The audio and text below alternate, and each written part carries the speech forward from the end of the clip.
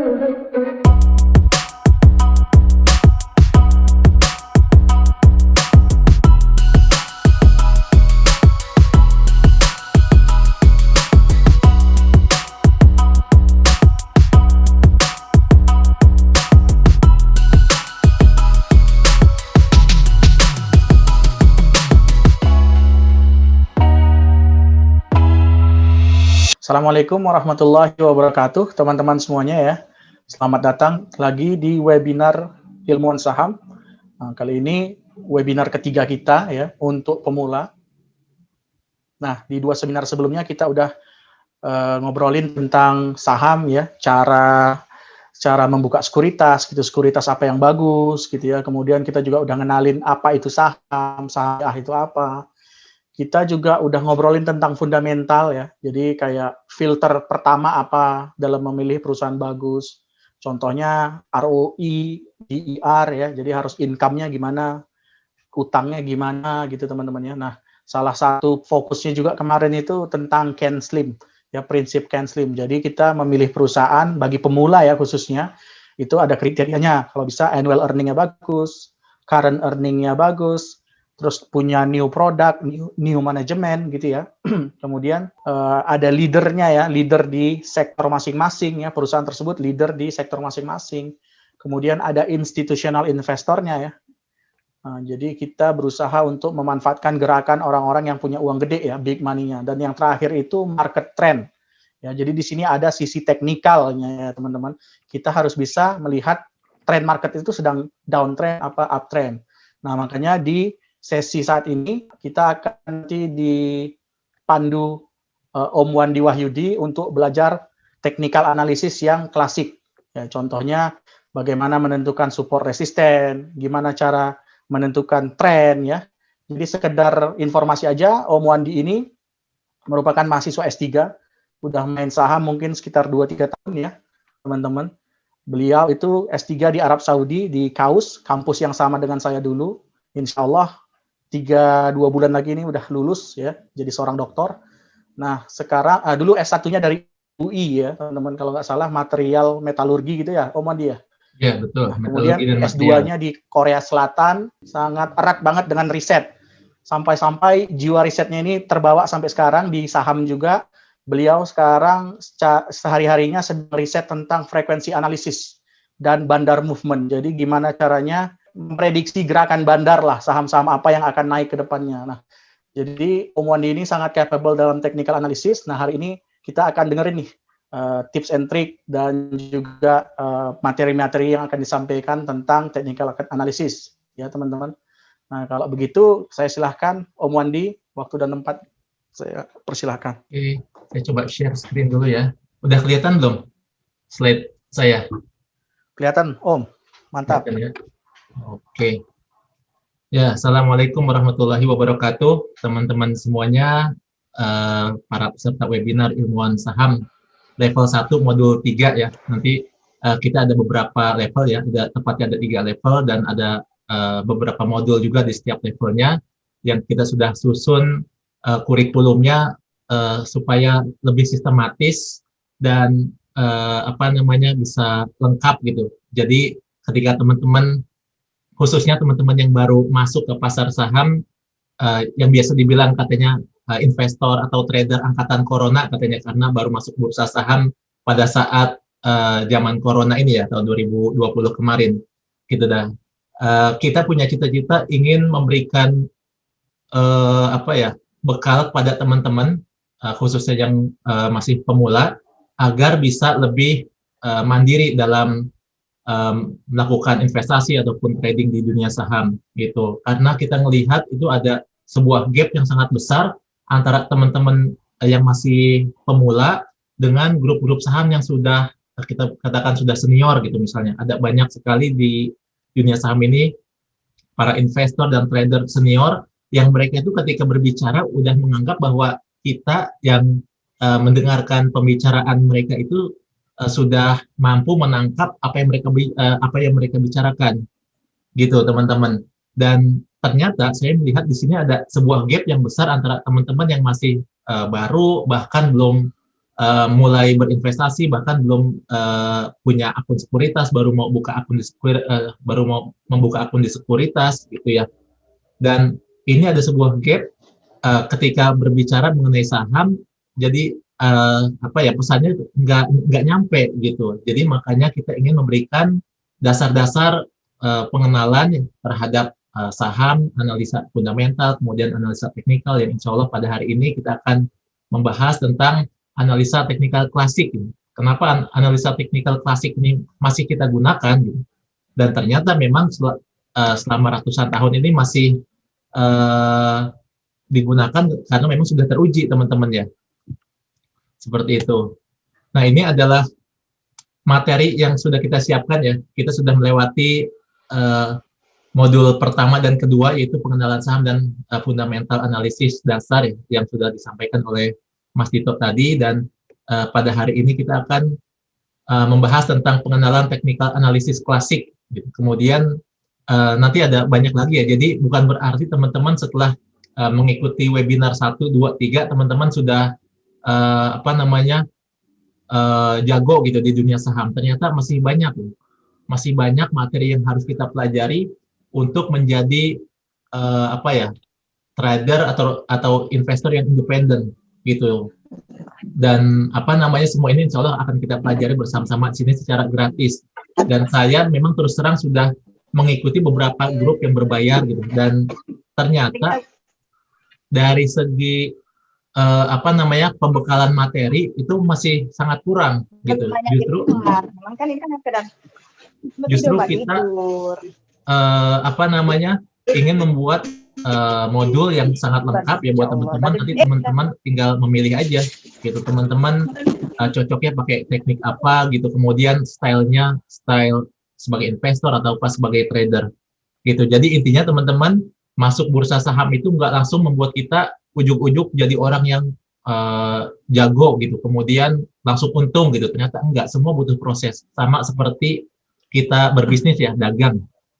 Kalau saya ibaratkan, ketika teman-teman misalnya jualan buah-buahan gitu, katakanlah buah-buahan rambutan, mungkin akan sangat aneh gitu ketika teman-teman masih heran, kenapa ya kalau misalnya lagi musim rambutan panen di mana-mana, dan harga rambutannya turun gitu, malah jatuh gitu misalnya, padahal ini musim rambutan saatnya kita pesta gitu misalnya. Akan sangat aneh kalau teman-teman masih heran seperti itu kan gitu. Sama sebetulnya ketika di bursa saham juga, ketika kita melihat kenapa ya ketika harga saham udah naik tinggi gitu, terus kenapa harus jatuh gitu, kenapa harus turun lagi, kenapa harus koreksi, seperti itu teman-teman. Jadi kita akan mengumpulkan puzzle-puzzle yang tercecer ya di dunia saham ini, kemudian menjadi sebuah modul pelatihan yang kita bagi menjadi level 1, 2, 3 untuk teman-teman. Nah, kemudian khusus untuk pelatihan pada hari ini ya, tujuan dari pelatihan kali ini adalah yang pertama, membekali investor atau trader dengan ilmu analisa teknikal klasik. Nah, ilmu analisa teknikal klasik yang merupakan fondasi di pasar modal. Kenapa kita katakan bahwa ilmu analisa teknikal klasik ini adalah fondasi di pasar modal? Karena ilmu ini diumumkan ya, atau disosialisasikan oleh Charles Dow namanya, Charles Henry Dow.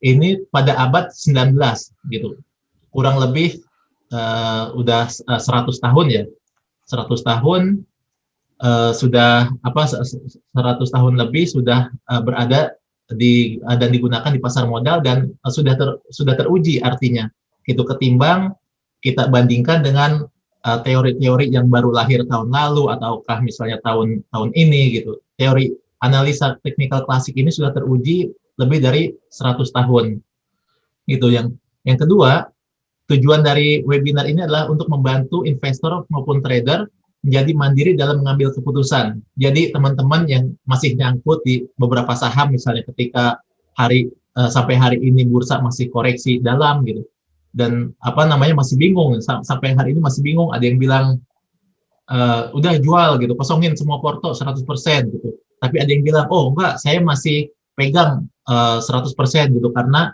apa namanya saya masih ada uang yang masih belum saya masukin gitu misalnya. Jadi teman-teman mungkin bingung gitu mau ikut aliran yang mana nih? Apakah teman-teman kosongin porto kalian gitu, jual semua saham gitu karena sekarang ternyata koreksinya besar-besaran sampai puluhan persen turunnya gitu. Nah, kemudian apa namanya? Ketika teman-teman sudah memahami analisa teknikal klasik ini, teman-teman jadi lebih mandiri dalam mengambil keputusan. Gitu. Apakah memang pergerakan saham kalian ini masih dalam apa namanya? Koridor yang masih bisa dimaklumi gitu ataukah memang sudah keluar dari koridor yang sudah seharusnya apa naik gitu misalnya ternyata sudah bergerak turun gitu. Jadi dua tujuan penting ini kita harapkan teman-teman bisa miliki. Yang pertama, teman-teman punya fondasi di pasar modal, nggak cuma sekedar berpikir bahwa, oh pasar modal ini tempat nambang uang gitu. Tapi teman-teman butuh fondasi, di mana kalau teman-teman berpijak pada fondasi ini, teman-teman akan tetap kokoh di pasar modal. Gitu, karena banyak yang bilang, trader di pasar modal ini, di pasar saham ya, di pasar saham ini trader banyak yang berguguran di tahun pertama. Bahkan ada yang bilang lebih dari 90% berguguran gitu. Makanya kita tidak ingin teman-teman berguguran di pasar saham ini, kita berikan fondasinya.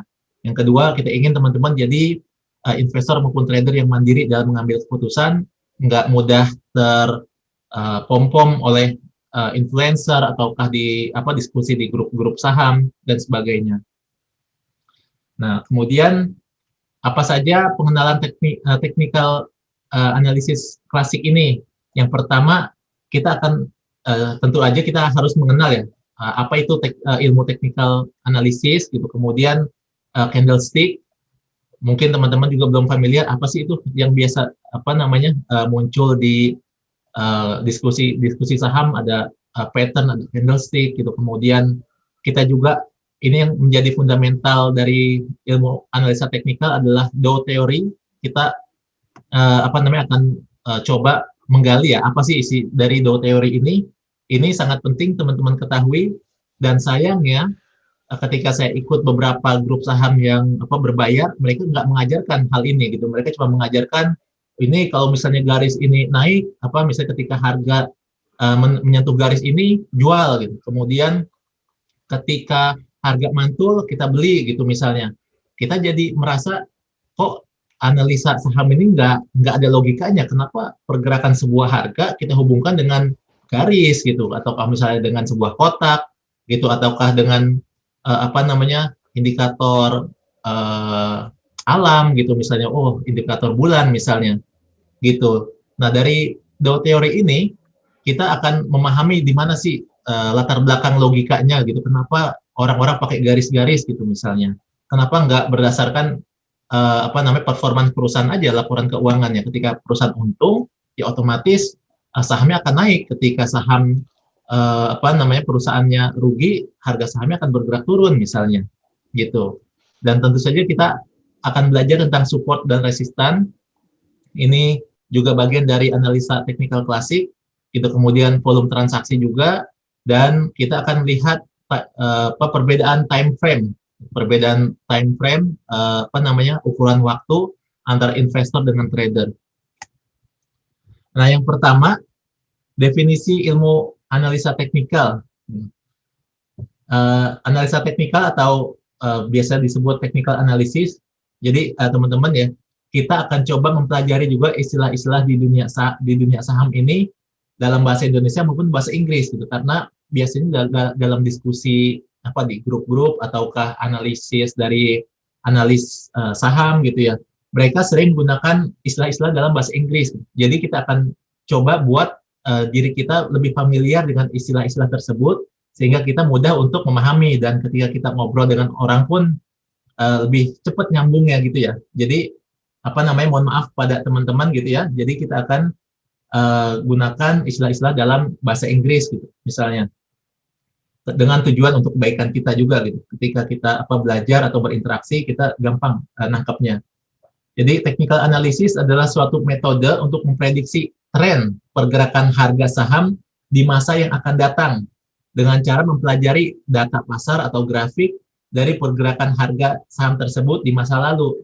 Gitu. Jadi kita mempelajari pergerakan harga di masa lalu, misalnya pada bulan-bulan tertentu dia turun, gitu. Kemudian pada bulan tertentu atau kondisi tertentu dia bergerak naik.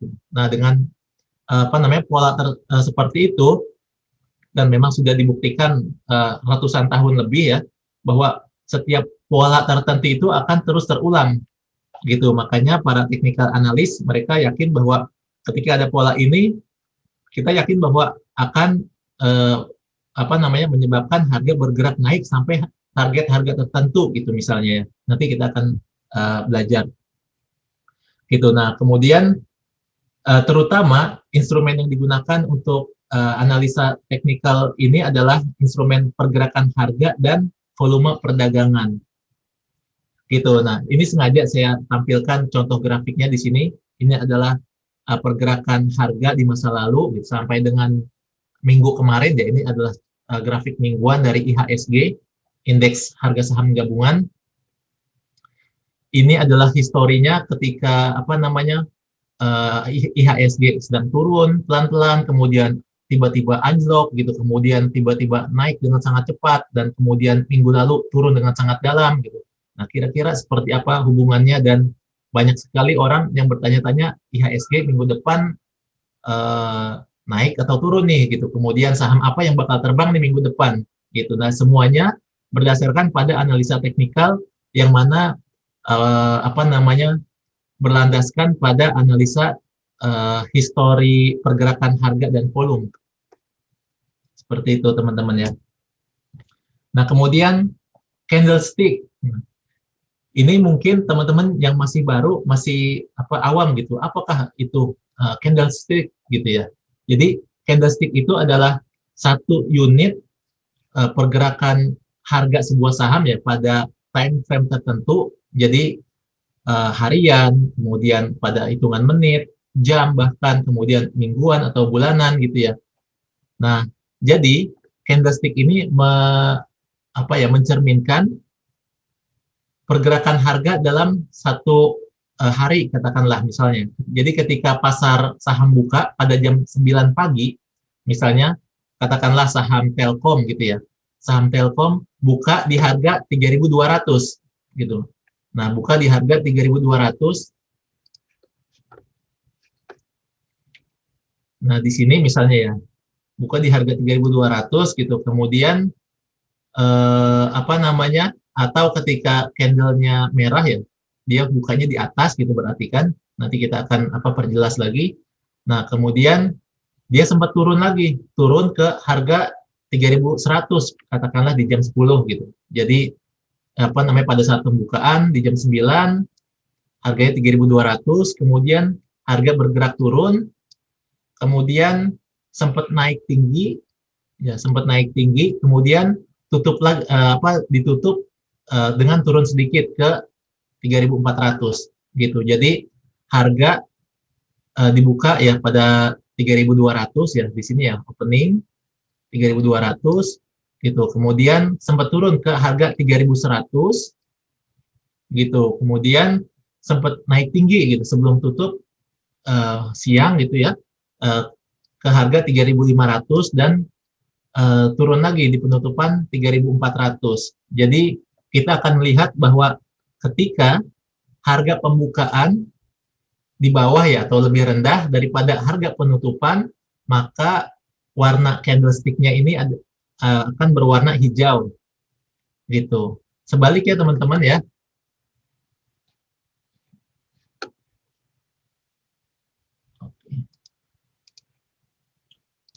Sebaliknya teman-teman, ketika misalnya pagi jam 9 harga misalnya 3.500 gitu ya. Harga 3.500 dibuka, kemudian dia terus bergerak turun gitu, ke 3.100 gitu misalnya, ke 3.100 gitu. Kemudian ketika ditutup pada saat jam 3:15 itu harganya sempat naik sedikit gitu dari 3.100 jadi ke 3.200 gitu. Tapi harga pada saat dibuka jam 9 pagi gitu, sampai ditutup ternyata turun gitu, dari 3.500 ke 3.200 katakanlah. Nah, ini artinya harga bergerak turun dalam satu hari dan candle-nya jadi berwarna merah gitu. Jadi kalau teman-teman sering dengar besok IHSG hijau atau merah nih gitu. Artinya kalau hijau IHSG naik dari apa namanya pembukaan ya sampai ke penutupan gitu. Jadi perbandingannya dari pembukaan ke penutupan pada hari tersebut gitu atau pada jam tersebut gitu. Jadi tergantung time frame yang kita gunakan. Yang biasa kita gunakan adalah hari ya. Gitu. Jadi bukan patokannya adalah kemarin harganya tinggi gitu, kemudian hari ini harganya lebih rendah gitu. Jadi candlenya hijau bukan seperti itu gitu. Jadi candlestick hijau atau merah itu ditentukan oleh pada saat pembukaan candle tersebut ya pada hari tersebut misalnya dan penutupan gitu teman-teman. Dan secara sejarah sebetulnya candlestick ini ada yang bilang ini dibuat oleh orang Jepang gitu, bukan tujuan untuk saham sebetulnya. Jadi secara sejarah candlestick ini waktu itu orang Jepang menggunakan analisis tren pergerakan harga beras gitu. Jadi pada musim tertentu harga beras naik gitu, kemudian pada musim tertentu harga beras turun gitu. Kemudian ada seorang pedagang yang membuat data harga pada pada setiap harinya gitu. Misalnya apa namanya pasar dibuka gitu, kemudian harga beras sekian, kemudian apa namanya ditutup pada harga sekian gitu, atau misalnya pada rentang waktu mingguan gitu ya, misalnya pada awal minggu misalnya hari Minggu atau hari Senin karena pasar kan buka setiap hari ya, pada hari Minggu dibuka misalnya pada harga 12.000 gitu misalnya, kemudian pada akhir minggu ditutup pada harga 13.000. Oh ternyata naik gitu. Nah kemudian dia mempelajari polanya dan apa namanya dengan menggunakan pola seperti ini ternyata si pedagang beras tersebut bisa untung lebih besar lagi gitu, karena dia bisa tahu kapan saatnya menjual beras lebih banyak, kapan saatnya beras cuma laku sedikit aja seperti itu. Dan teknik ini juga digunakan di pasar saham gitu. Kemudian data yang biasa apa namanya diinformasikan ya di pasar saham ini dalam sebuah candlestick adalah open harga pembukaan, kemudian harga high harga tertinggi pada hari tersebut, kemudian harga terendah pada hari tersebut, low dan close gitu. Dan bentuk candlestick ini bisa macam-macam teman-teman ya gitu. Dan informasi yang bisa kita dapatkan lagi dari candlestick ini adalah berapa persen kenaikan atau penurunan dalam satu hari ini gitu. Misalnya dari sini kalau kita sering lihat misalnya IHSG pada hari ini naik 2% gitu, yaitu diukur dari pembukaan dan penutupan gitu misalnya, atau IHSG turun 1,5%, berarti harga pembukaan dan harga penutupan ini turun sejauh 1,5% gitu teman-teman. Jadi ada banyak informasi yang bisa kita dapatkan di sini. Ini untuk satu buah candlestick gitu, dan kumpulan candlestick ini membentuk suatu grafik atau chart pattern ya yang menginformasikan tren pergerakan harga saham. Grafik ini membentuk pola yang menunjukkan pergerakan harga di masa lalu dan bisa digunakan untuk memprediksi pergerakan harga di masa depan.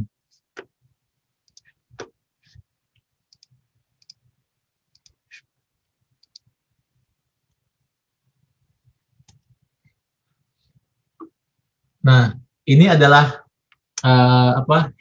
Henry Dow ya, atau Charles Henry Dow.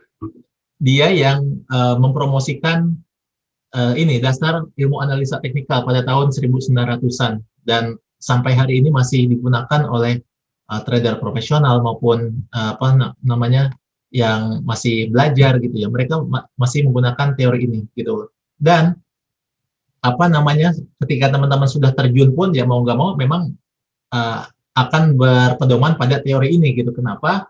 Walaupun teman-teman nggak mau menghafal ya teori Dow ini, tapi teman-teman ya akan terus berinteraksi dengan apa yang menjadi teori di dalam teori Dow ini gitu. Jadi menariknya si Dow ini bukanlah seorang akuntan, bukanlah seorang bisnismen gitu. Beliau ini adalah jurnalis sebetulnya. Beliau jurnalis tapi memang punya interest di saham gitu. Ngumpulin data, kemudian dianalisis dan akhirnya muncullah teori Dow ini gitu. Yang pertama, the market discount everything. Jadi orang di technical analysis ini percaya bahwa pergerakan harga saham sudah mencerminkan apa yang terjadi pada perusahaan. Jadi ada orang yang cuman fokus di technical analysis aja sudah bisa profit banyak gitu tanpa harus ngelihat di grup-grup saham saham apa sih yang lagi ramai diperbincangin gitu misalnya, atau saham apa nih yang story-nya atau di berita-berita lagi heboh gitu misalnya ada isu merger, ada isu ada isu misalnya mau ada suntikan dana gitu, kemudian ada isu vaksin gitu. Jadi orang yang memang pure technical analysis, mereka nggak lagi melihat ini berita, kemudian diskusi-diskusi di grup saham gitu. Mereka cukup melihat pergerakan dari candlestick aja gitu. Kenapa gitu? Karena mereka yakin bahwa pergerakan harga saham sudah mencerminkan apa yang terjadi pada perusahaan. Nah, kita akan lihat contohnya ya. Kita akan lihat contohnya adalah misalnya di sini teman-teman ya. Ketika tahun 2019 sampai tahun 2020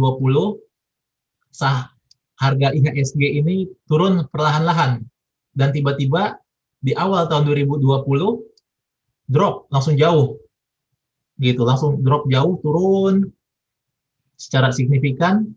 Sebetulnya orang yang technical analyst ya udah nggak perlu lihat berita lagi gitu. Ketika sudah drop ya mereka yakin bahwa ini harga akan turun jauh gitu ketika sudah melewati garis resisten ini gitu. Nanti kita akan bahas gitu. Dan sebetulnya dari chart ini juga sudah mencerminkan apa yang terjadi di dunia gitu, atau di perusahaan tersebut gitu. Karena ini adalah IHSG ya. Jadi secara global di Indonesia apa yang terjadi gitu.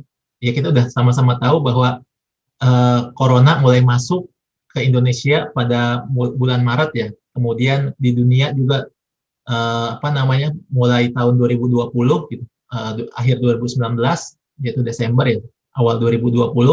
Jadi investor asing juga kita bisa lihat dari sini sudah pada keluar dari bursa saham Indonesia gitu karena mereka khawatir gitu. Jadi sebetulnya apa yang terjadi di pasar modal kita nggak perlu lihat berita, kita nggak perlu lihat grup-grup saham gitu. Semua sudah tercerminkan di candlestick pattern ini gitu teman-teman. Gitu semua sudah terjadi sudah dirangkum di candlestick pattern ini. Gitu. Itu yang pertama untuk teori yang pertama ya, teori Dow yang pertama.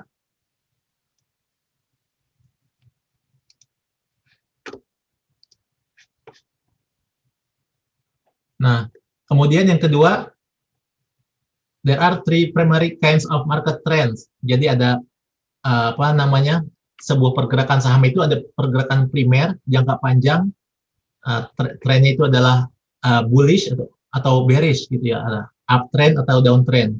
Kemudian ada secondary, pergerakan secondary, jadi untuk jangka waktu yang lebih pendek gitu, apakah koreksi ataukah rally, dan ada pergerakan minor. Kita lihat di sini ya. Jadi secara tren jangka panjang ya, primary trendnya ini dalam jangka waktu lebih dari 1 tahun biasanya, gitu, lebih dari 1 tahun. Nah kalau kita lihat pergerakan IHSG ini terus bergerak turun gitu ya.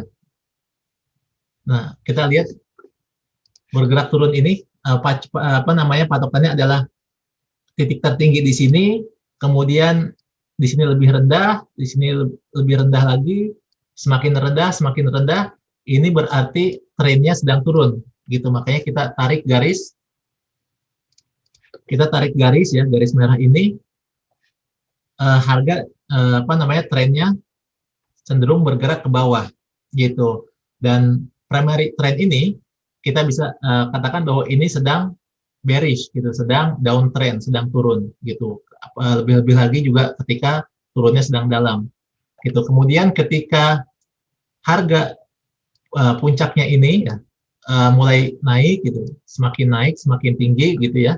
Di sini juga semakin tinggi, ini artinya sedang bullish, gitu. Jadi trennya sedang naik, gitu. Jadi teman-teman juga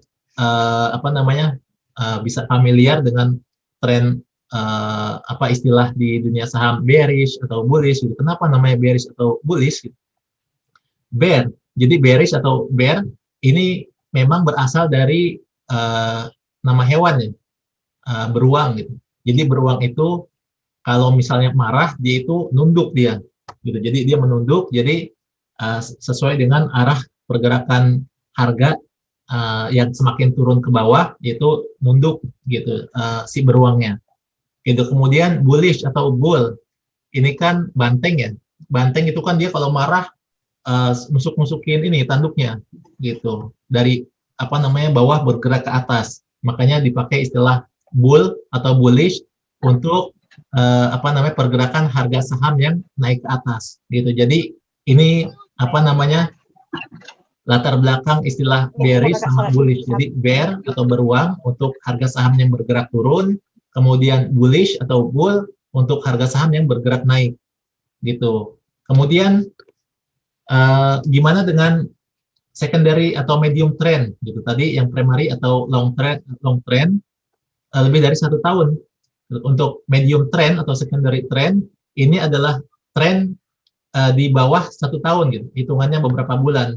Jadi misalnya dia akan membentuk seperti ini teman-teman. Jadi long trend ini ya, long term trend ini walaupun dia sedang bergerak turun, tapi ada turun, kemudian naik, kemudian turun lagi, naik lagi, kemudian turun ke sini, kemudian naik, turun, naik, turun. Nah, ini adalah medium trend, gitu, dalam hitungan bulan ya, dalam hitungan bulan, gitu. Jadi dalam sebuah pergerakan yang panjang, sebetulnya harga saham pun masih bergerak naik turun, gitu. Bahkan dalam hitungan 1 menit pun ya, dalam hitungan menitan, itu harga saham masih ada pergerakan naik dan turun, gitu. Dan kemudian untuk minor ya, pergerakan yang minor atau tren yang jangka pendek, biasanya dibilang jangka pendek ini untuk kurang dari 3 minggu, gitu. Jadi yang 3 minggu ini misalnya dalam hitungan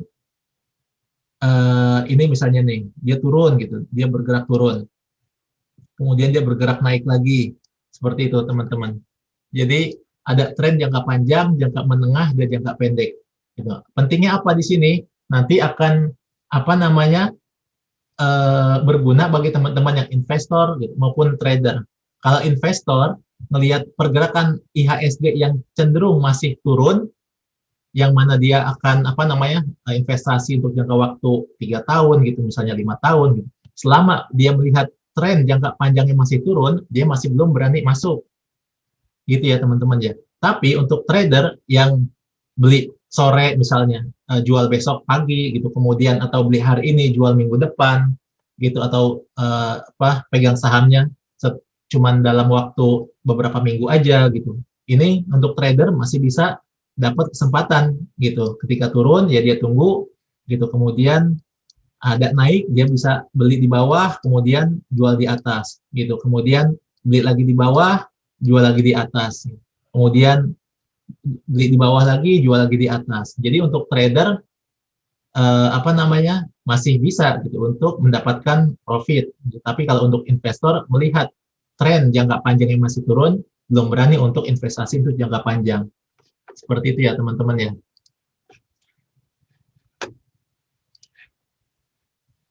Nah, itu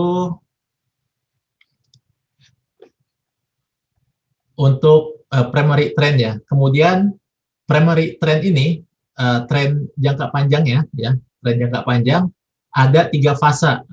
Ada 3 fase, yaitu akumulasi, partisipasi, distribusi. Gitu. Dan ini adalah istilah yang juga sampai hari ini masih digunakan oleh para investor di pasar saham.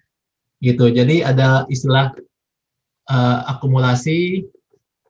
Akumulasi adalah pergerakan saham yang dia diam aja di situ untuk jangka waktu yang lama gitu. Misalnya kita bisa bilang ini adalah fase akumulasi, kemudian partisipasi, harga bergerak naik, kemudian distribusi, gitu, harga bergerak turun.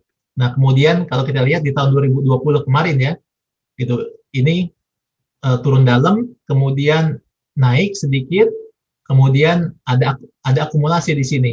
Ini namanya fase akumulasi, gitu. Kemudian naik, turun, akumulasi lagi di sini, gitu. Kemudian naik, turun, ada akumulasi lagi di sini, gitu. Kemudian naik, turun sedikit, dan akumulasi di sini, gitu. Dan kemudian naik, kemudian sempat turun sedikit, akumulasi di sini, naik.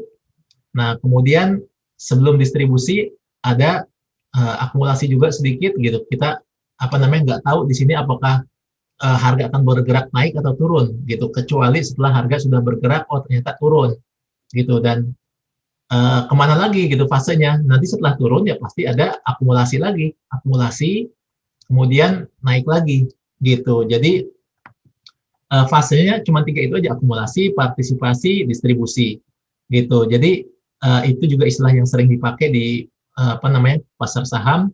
Jadi akumulasi ini seperti apa sih gitu? Jadi akumulasi ini adalah negosiasi atau istilah pertarungan antara penjual dan pembeli.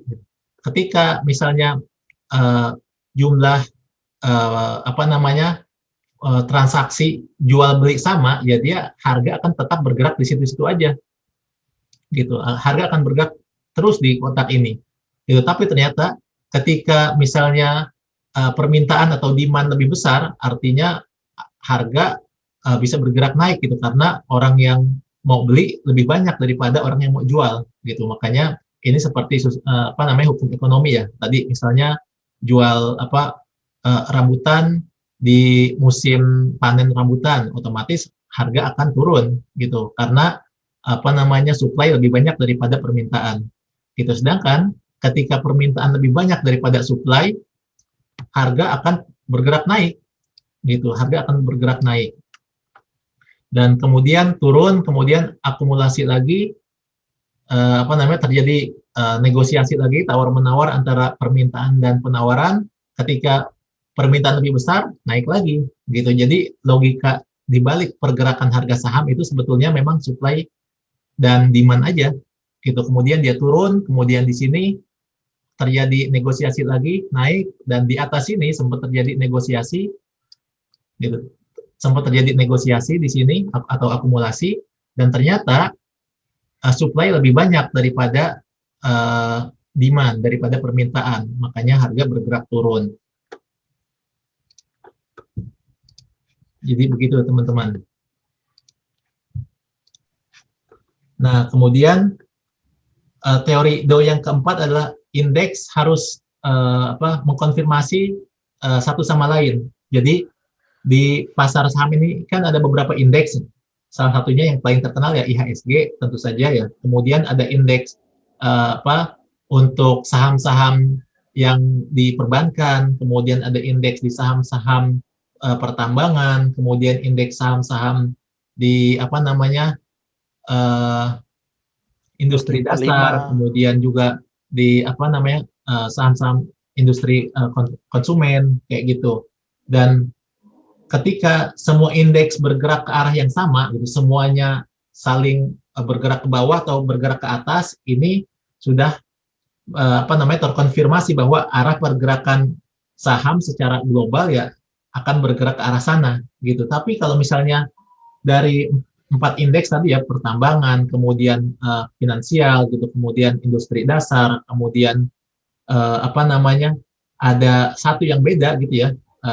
trading gitu misalnya, yang 3 indeks ini bergerak naik, 1 indeks bergerak turun, kita nggak bisa bilang bahwa ini trennya sudah berubah gitu, trennya sudah turun gitu, karena 3 indeks ini masih bergerak naik gitu. Jadi indeks ini harus dikonfirmasi satu sama lain. Makanya teman-teman yang di grup yang sudah pro ya, ilmuwan saham pro salah satunya, itu akan sering banyak ngebahas indeksnya untuk saham-saham banking seperti apa sih gitu, misalnya bergerak naik atau turun, atau saham-saham properti indeksnya bergerak naik atau turun begitu. Dan ada juga yang menghubungkan antara IHSG ya, indeks di Indonesia, dengan indeks di Amerika gitu, kemudian indeks di Cina, di Hong Kong kayak gitu, karena memang ada hubungan antara satu indeks dengan indeks yang lain. Nah, ini yang juga nggak kalah penting teman-teman ya. Teori yang kelima adalah volume harus mengkonfirmasi tren. Jadi ketika volume naik gitu, kemudian harga bergerak naik, ini adalah arah dari sebuah tren utama gitu. Kemudian ketika volumenya berkurang, misalnya ya, ketika volume berkurang gitu misalnya, ketika volume berkurang berarti tren juga sudah melemah gitu. Nah ya, di sini nanti kita akan lihat teman-teman ya, ini pergerakan harga IHSG terus turun gitu, tapi ternyata volume naik gitu. Nah ini apa yang terjadi gitu. Ini volume bisa memvalidasi apa yang sedang terjadi di sebuah saham gitu, pergerakannya seperti apa, dan kita bisa gunakan untuk memprediksi nanti arahnya akan ke arah mana nih gitu pergerakan sahamnya.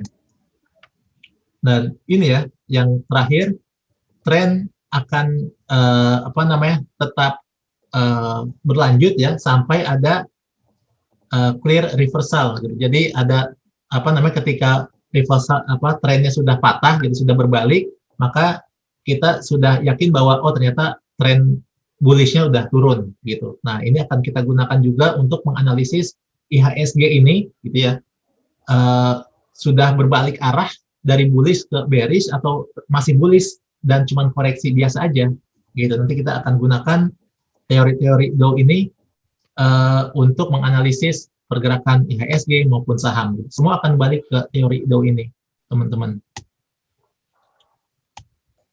Dan di technical analysis juga yang sangat penting adalah trend line atau garis trend. Ini adalah sering digunakan, gunakan istilahnya adalah trend line, support dan resisten. Jadi support adalah garis trend pada grafik pergerakan harga saham, bisa horizontal yang mendatar atau miring, yang menunjukkan batas bawah ketika harga saham tidak bisa turun lebih rendah lagi gitu. Contohnya misalnya ini adalah garis support ya di sini ya. Jadi ketika harga menyentuh ini, dia udah nggak bisa turun ke bawah lagi, dia naik. Kemudian dia menyentuh ini, dia naik lagi. Kemudian menyentuh ini, naik lagi. Gitu. Kemudian hampir menyentuh ini, dia naik lagi. Ini adalah garis support. Gitu. Jadi kalau misalnya kita analogikan seperti lantai ya, lantai ketika kita berdiri di atas lantai, yaitu lantai itulah support kita gitu. Atau misalnya bola, ketika kita pantulkan bola ke lantai, bola ini akan mantul, ketika menyentuh lantai mantul lagi, kemudian akan bergerak ke atas. Nah di atas ini akan ada garis atau titik resisten gitu. Ini adalah titik resisten, ini adalah titik resisten di mana ketika harga sudah menyentuh garis tersebut, dia tidak mampu menembus ke atas lagi, gitu. Dia akan turun ke bawah. Kemudian coba lagi tembus lagi, turun lagi ke bawah. Coba lagi tembus ke atas lagi, dia akan turun ke bawah dan akhirnya di sini bisa ditembus, gitu, teman-teman ya. Jadi garis resisten ini ibarat langit-langit. Gitu, atau dinding di bagian atas gitu misalnya ya. Jadi ketika kita lemparkan bola ke bawah, dia mantul di support, kemudian dia menyentuh langit-langit, turun lagi ke bawah gitu, kemudian menyentuh lantai lagi, Di sini berarti ada support baru lagi gitu ya. Dia naik lagi, kemudian turun lagi, berarti bergeraknya ke arah sini gitu ya. Apa namanya? Ada lantai lagi di bawah sini, lantai yang baru. Nah, ini seperti rumah tingkat sebetulnya, teman-teman ya. Jadi, teman-teman awalnya ada di lantai 1 gitu misalnya. Kemudian bergerak naik ke atas, kemudian dia turun lagi. Nah, supportnya ini adalah lantai 2-nya. Gitu, lantai 2, kemudian bergerak naik lagi, turun lagi, ini lantai 3. Gitu. Ternyata setelah menyentuh resisten atau langit-langit di sini ya, dia turun langsung ke lantai 1 lagi. Gitu. Jadi, support dan resisten itu ada banyak, teman-teman. Dan support dan resisten itu bisa berubah gitu ya. Contohnya misalnya ketika resisten ini sudah ditembus, dia akan menjadi support gitu. Dia akan naik dan resistennya akan baru lagi di sini. Gitu. Jadi ini adalah sebuah support di sini setelah ditembus. Nah, kemudian naik ke atas, dia turun ke bawah, mantul lagi. Nah, kemudian kemarin ya hari Jumat resistennya sudah ditembus. Gitu. Resisten ditembus atau support ini sudah ditembus ya, karena saat ini sudah menjadi support, sudah ditembus ke bawah. Kemungkinan misalnya kalau dia bergerak ke bawah lagi, maka supportnya adalah ini, dan resisten garis ini akan balik lagi jadi resistennya. Gitu teman-teman. Jadi itu adalah pengertian support dan resisten. Nah, kemudian kenapa sih ya orang-orang di technical analysis ini menggunakan garis untuk memprediksi pergerakan harga sebuah saham gitu. Padahal ini kan cuma sebuah garis gitu ya. Apa hubungannya antara garis-garis ini dengan pergerakan harga saham gitu. Jadi secara statistik ya, ini ada ilmu yang mempelajarinya. Kalau teman-teman ambil kuliah di statistik misalnya, atau di bidang bisnis atau saham gitu ya, itu akan mempelajari juga gitu. Jadi ini bukan sekedar tarik-tarikan garis, tapi memang ada latar belakang gitu, logikanya seperti apa gitu. Jadi logika dibalik garis support dan resisten adalah tren perubahan psikologis investor gitu terhadap harga suatu saham gitu. Gimana logikanya gitu? Kalau teman-teman lihat di sini ya, jadi antara titik resisten ini 1, 2, 3, kita lihat bahwa ini ternyata investor sedang optimis gitu, makanya harga saham terus bergerak naik gitu, puncaknya itu terus bergerak naik gitu karena investor optimis. Sama juga supportnya juga gitu, dari sini awalnya, kemudian ke sini, kemudian di sini supportnya ini semakin bergerak naik kan. Kalau kita lihat berarti psikologis investor ini sedang optimis gitu. Dan ketika dia sudah bergerak turun misalnya ya, contohnya ini pernah jadi support di sini misalnya. Support di sini kemudian ditembus. Nah, resisten ini sudah menjadi support, kemudian ditembus lagi, dan ini adalah kita bisa lihat bahwa psikologis investor di pasar saham sudah turun gitu. Alasannya kenapa? Ya bisa jadi karena melihat bahwa IHSG naiknya udah terlalu banyak gitu, dari bawah sini sampai ke atas sini gitu. Ada yang merasa udah cukup lah, profitnya udah banyak, jual aja gitu. Atau misalnya merasa bahwa IHSG udah terlalu mahal nih gitu naiknya, udah kita jual aja gitu. Makanya harga jadi terus bergerak turun. Jadi kita bisa lihat bahwa garis support sama resisten ini adalah cermin dari psikologis investor gitu. Jadi bukan sekedar hubungannya garis-garis ini sebetulnya gitu.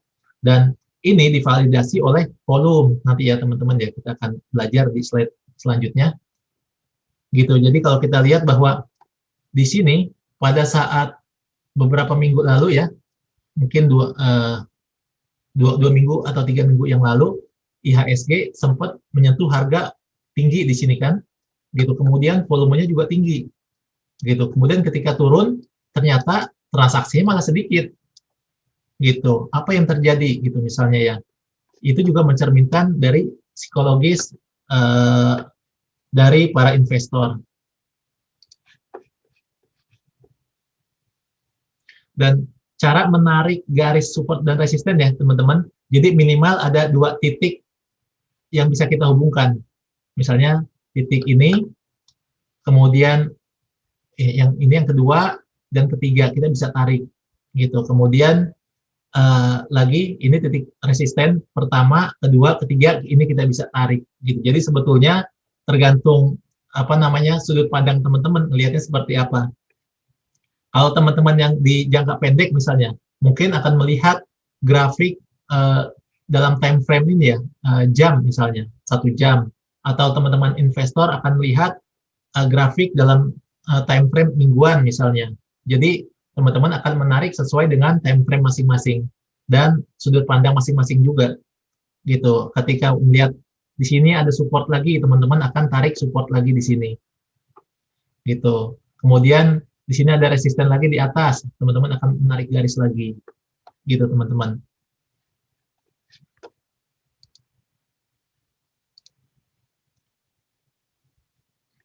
Ini adalah volume transaksi yang tadi saya katakan, teman-teman.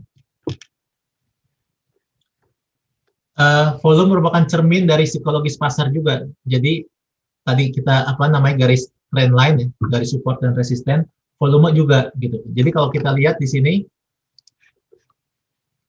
ada volume tiba-tiba naik tinggi di sini ya.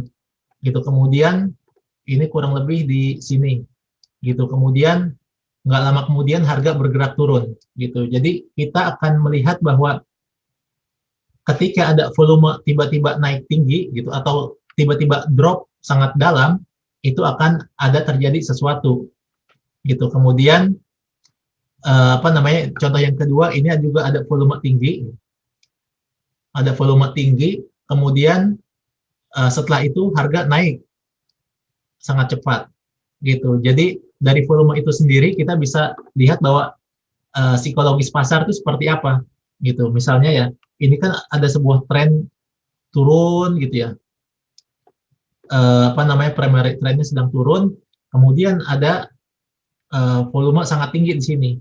Nah, ini kita bisa lihat apakah investor sedang optimis atau sedang pesimis gitu. Kita baru lihat setelah misalnya ternyata dia terus bergerak turun. Artinya, oh ternyata volume yang terjadi di sini bisa jadi institusi atau big player ya, orang yang punya modal banyak gitu ya. Misalnya fund manager, kemudian reksadana, atau misalnya perorangan, investor perorangan yang modalnya mungkin triliunan gitu. Kemudian contohnya lagi misalnya BPJS, Jiwasraya, Asabri, mereka yang mengelola dana triliunan, ketika mereka keluar atau masuk akan terdeteksi di volume gitu, karena volume transaksi mereka itu gede-gede gitu, triliunan gitu. Ketika mereka ada masuk atau keluar di sini, kita bisa lihat akan ada kita validasi beberapa waktu setelahnya gitu. Misalnya ketika harga bergerak turun, oh ya udah berarti ternyata ini adalah volume jualan gitu. Nah, kemudian di sini ada volume tinggi lagi teman-teman ya, dan kita lihat bahwa ini sedang konsolidasi, kemudian ada volume tinggi dan setelahnya harga bergerak naik. Oh berarti ternyata di sini adalah volume beli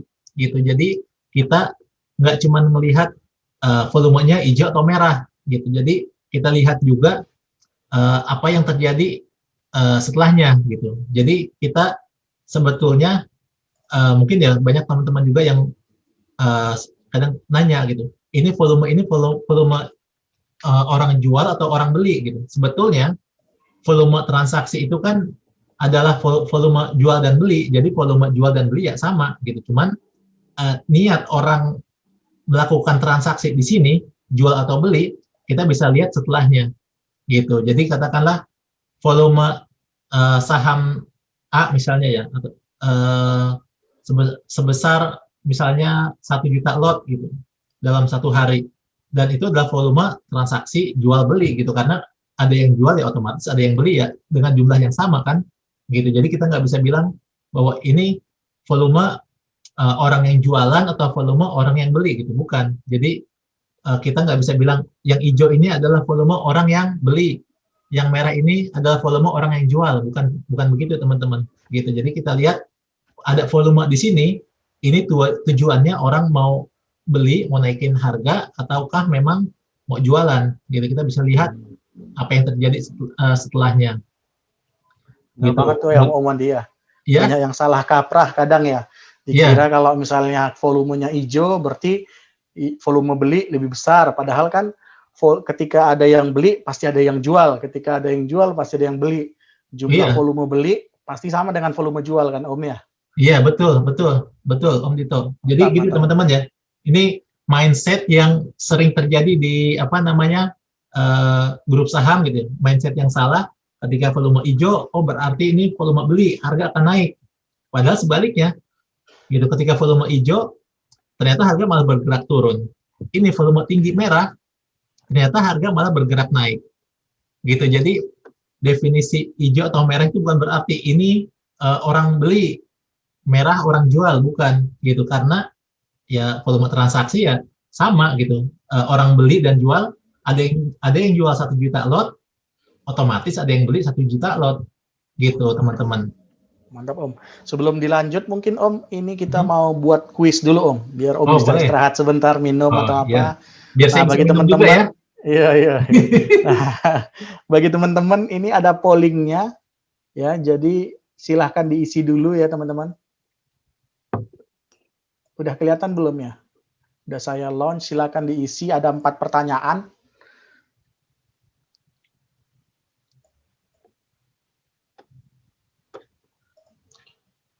Harusnya muncul di layar teman-teman. Ya. Ini sambil nunggu atau sambil nunggu aja kali Om ya? Boleh lanjut ya? Om review. Kenapa? Sambil nunggu, habis itu ntar Om review ininya. Oke. Karena bagi teman-teman mungkin bisa diisi dulu ininya, pollnya ya. Ya. Yang pertama, IHSG dari krisis di bulan Maret sudah rally sangat tinggi. Padahal kondisi ekonomi Indonesia belum berubah. Prinsip teori mana yang menjelaskan itu? Nah.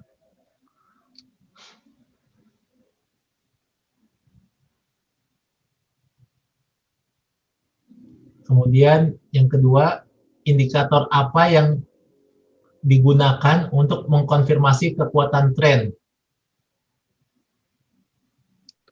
Yang ketiga, ketika harga naik, harga cenderung kesulitan menembus harga tertinggi di masa lalu.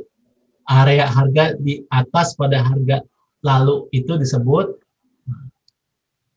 trendline, support, resistance, index. Kemudian pertanyaan yang keempat, ketika harga turun, kapan kita harus beli saham? Ketika harga turun mendekati support dan konfirmasi mantul, ketika candlestick sudah mulai berwarna hijau, ketika harga sideways, ketika bandar sudah mulai pom-pom.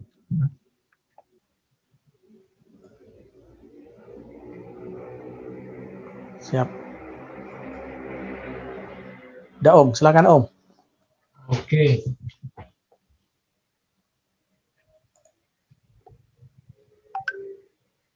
Yang pertama ya, IHSG dari krisis di bulan Maret sudah rally sangat tinggi. Padahal kondisi ekonomi Indonesia belum berubah. Prinsip Dow teori yang mana yang menjelaskan itu, gitu. Nah, yang menjelaskan ini adalah bahwa market discount everything, gitu. Jadi segala sesuatu ini sudah tercermin di market, gitu. Nah, jadi apa yang terjadi gitu ketika harga rally sangat tinggi? Jadi teman-teman, kalau misalnya kondisi ekonomi Indonesia itu kan kita melihatnya indikatornya dari GDP ya, laporan per kuartal dari pemerintah Indonesia yang dibuat oleh pemerintah Indonesia, ada per kuartal yaitu per 3 bulan, kemudian per 6 bulan ada tahunan gitu. Dan laporan keuangan ini atau laporan GDP ini ya, laporan keuangan saham perusahaan maupun suatu negara ya, Indonesia, ini adalah indikator lagging, Indikator lagging adalah indikator yang terlambat. Jadi ketika harga saham misalnya sudah naik, ketika ekonomi sudah sudah membaik gitu ya, laporan keuangan baru muncul nanti belakangan gitu. Dan ketika laporan keuangan muncul dan mungkin besoknya gitu ya, katakanlah muncul hari ini laporan keuangan laba atau misalnya GDP Indonesia, pendapatan per kapita Indonesia naik gitu misalnya. Hari ini keluar, ternyata besok harga saham malah turun gitu. Kenapa? Karena laporan keuangan yang muncul hari ini itu adalah laporan terhadap yang sudah terjadi di masa lalu gitu. Makanya kita berpendapat bahwa ketika IHSG rally sudah sangat tinggi, gitu, kemudian ternyata ekonomi juga masih belum berubah gitu, bisa jadi sebetulnya nanti nih laporan GDP Indonesia nih naik gitu. Nah itu dia teman-teman ya. Jadi sama juga ketika teman-teman menganalisis saham suatu perusahaan, ketika harga sahamnya naik terus gitu kan, ternyata memang saham ini perusahaan ini sedang untung gitu. Ketika perusahaan mengeluarkan laporan keuangan hari ini, besoknya harga langsung turun gitu. Jadi logikanya kok malah aneh ya gitu. Laporan keuangan turun hari ini, tapi besoknya harganya malah turun gitu. Padahal perusahaan ini profitnya malah naik gitu. Karena laporan keuangan perusahaan ini istilahnya lagging atau terlambat, adalah laporan dari yang sudah terjadi di masa lalu gitu. Dan ketika besok turun gitu ya, nanti akan kita lihat gitu, siapa tahu memang performance perusahaannya ya udah turun gitu setelah laporan keuangan dikeluarkan gitu. Kemudian indikator apa yang digunakan untuk mengkonfirmasi kekuatan tren?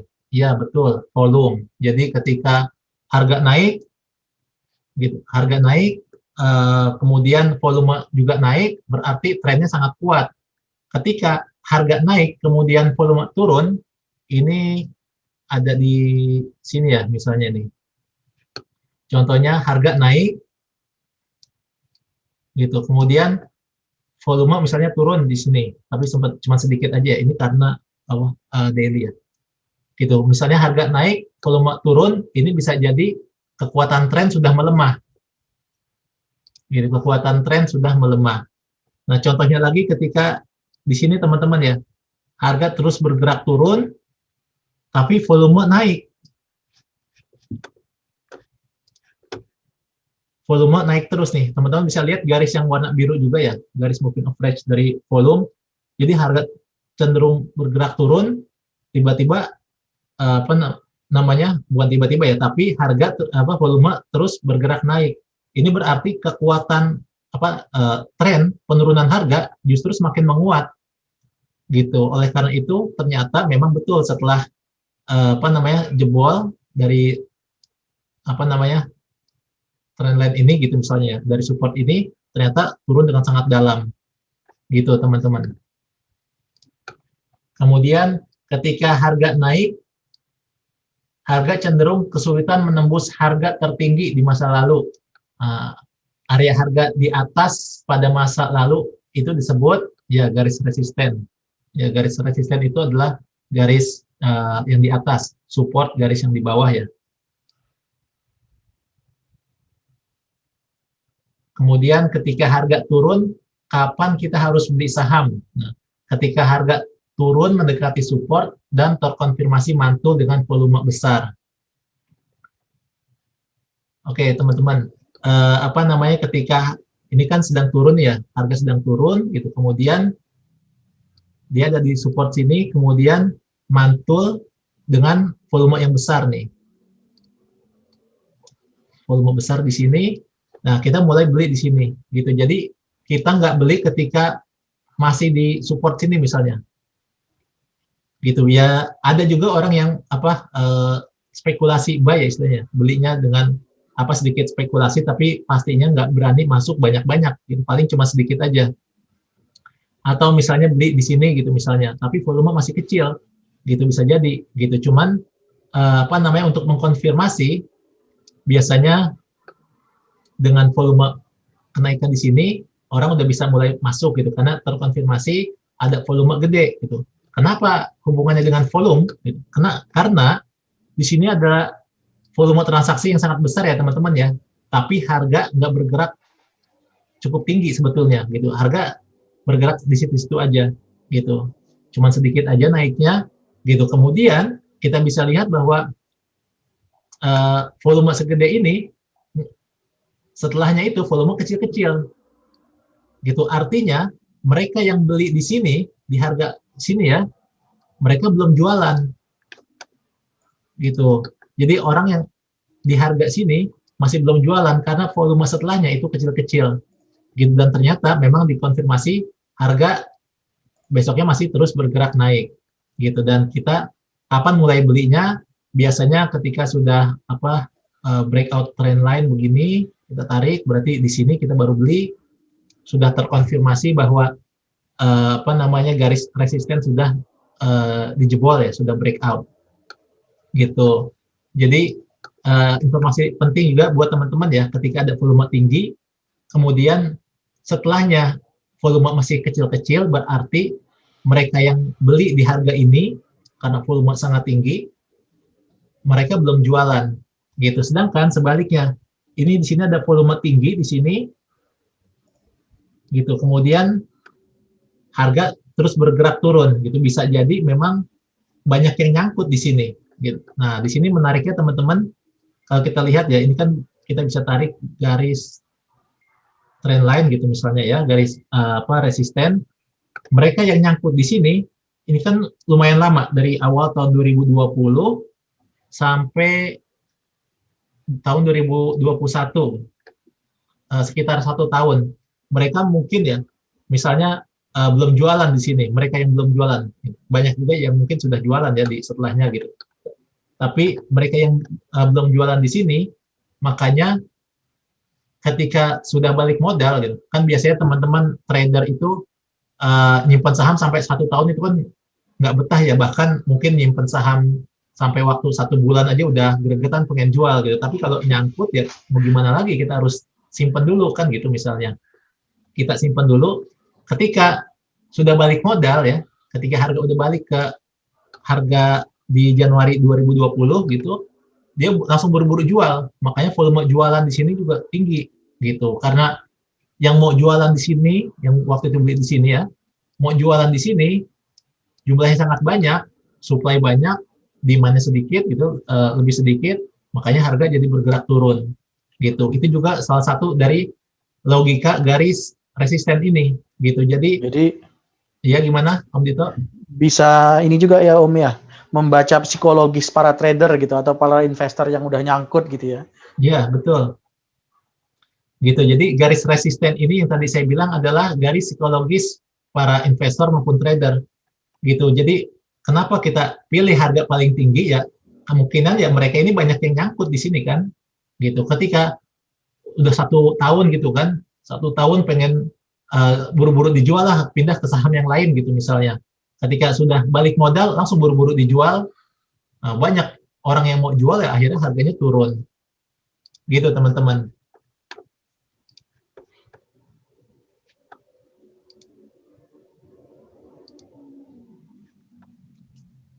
Nah, ini dia ya. Jadi volume transaksi juga bisa menunjukkan perubahan arah harga ketika terjadi anomali antara arah pergerakan harga turun, kemudian arah volumenya naik gitu. Jadi harga bergerak turun, volume malah naik. Artinya kekuatan penurunan harga ini sangat tinggi gitu, karena jumlah transaksi semakin banyak, orang yang mau jual juga semakin banyak gitu, makanya harga bergerak turun. Ini berarti tren bearish sebelum 2020 ini juga sangat kuat gitu. Dan ketika tahun 2020 ya, harga bergerak naik, volume juga bergerak naik, berarti tren kenaikan harga IHSG ini juga sangat kuat gitu. Jadi ketika harga turun, volume naik, berarti sebuah tren yang sangat kuat dari penurunan ini. Kemudian volume naik, harga juga bergerak naik, berarti kenaikan ini didukung oleh volume, istilahnya begitu. Jadi kenaikan ini sangat kuat. Makanya banyak orang yang bilang bahwa tahun 2021 ini ya masih bullish gitu, masih akan melanjutkan bullishnya karena tren volume juga masih bergerak naik gitu. Nah, kemudian time frame investor dan trader. Jadi kalau investor ini kan melihatnya jangka waktu yang lama gitu ya, minimal 1 tahun, bisa 3 tahun, 5 tahun, bahkan 10 tahun. Gitu, mereka melihat time frame yang berbeda. Nah, teman-teman, kalau menggunakan chart candlestick ini, teman-teman bisa ganti di sini. Ada daily, weekly, monthly, gitu ya. Nanti kita akan lihat contohnya. Kalau untuk investor, paling enak pakai chart weekly atau yang bulanan ya, chart mingguan atau bulanan. Kemudian time frame-nya juga kita lihat yang rentang waktunya yang cukup jauh gitu, misalnya minimal 10 tahun. Nah, kemudian ada kekurangan dan kelebihan masing-masing. Ini sudah dibahas sama Om Dito sebelumnya ya. Jadi dari segi konsentrasi, kemudian dari segi pikiran juga gitu, antara investor dengan trader tentu sangat berbeda. Kalau investor mungkin ngelihat portofolionya cuma sebulan sekali, 3 bulan sekali kayak gitu. Tapi kalau trader bahkan setiap menit pun dilihat gitu, setiap menit, 15 menit, 1 jam, seperti itu. Bahkan ketika market lagi tutup pun masih tetap dilihatin gitu. Iya. Nah,